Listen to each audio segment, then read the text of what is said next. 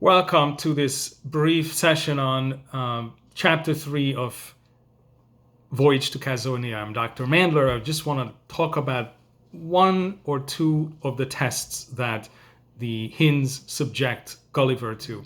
These tests are designed to determine what this new individual who's just shown up in Kazohinia is all about, where he should be placed.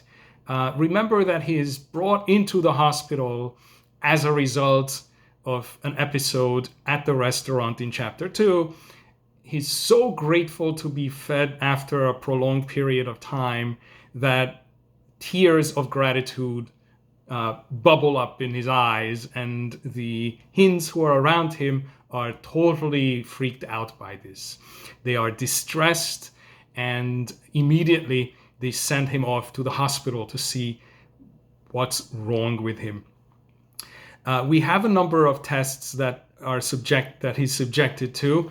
One of them is testing for his physiological responses, how well he can perceive the environment around him. And that one has to do with the oranges that are projected in front of him. What is he going to be doing with the orange?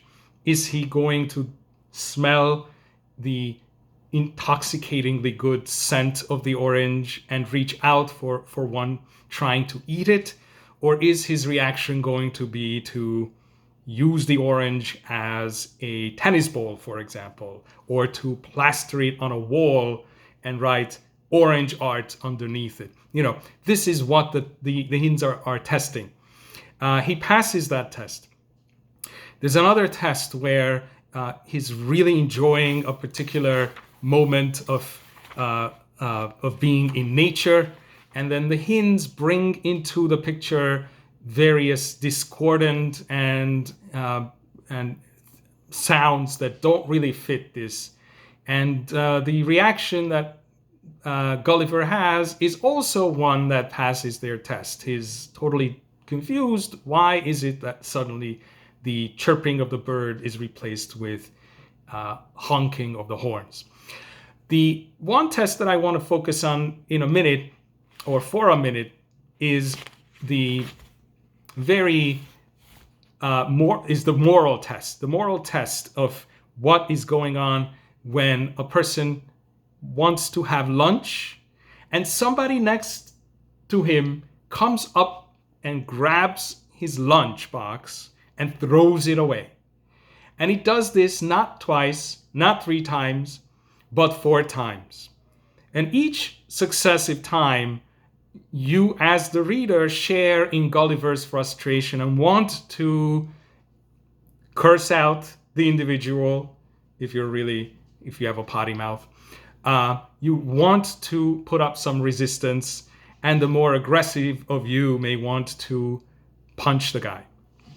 That is what Gulliver desires to do. What happens, though, as you know, if you've read this section, is that a number of people come to the aid of this person after he calls them, and they know exactly what to do. There's no communication between them. They restrain this aggressor, and they bring a box of food. They shovel into his mouth the contents of the box gently, as Gulliver's really amazed to see the victim of this crime teaching the man how to eat. The only reason, that is, a Hind would imagine such a situation is if the person who takes the food away and throws it away is not of a sound mind. Something is wrong with this person, and what's wrong with him is he doesn't know what food is for. There's no other explanation. Why not? For us, there are many assumptions that we make about a person who's an aggressor.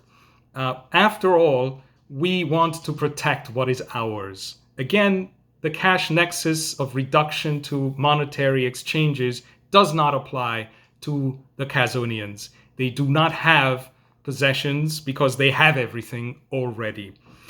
Therefore, there is no other way to explain a person trying to take something from you than to believe that that person simply doesn't know what that thing is for. So Gulliver's sense of morality is tested, our sense of morality is tested, and the Hinds recognize that this man, Gulliver, needs to be taught. Therefore, he's assigned a Beloin status, the status of the unschooled who has to be taught what Kazi is, what Kazo is, and there is yet some hope for him that he may be able to be integrated into this kind of a society that is run on the concept of Kazo. In the next video, we'll talk about what Kazo is and how it translates into the Hind's everyday life and what we can learn from it. Until then, have a good day.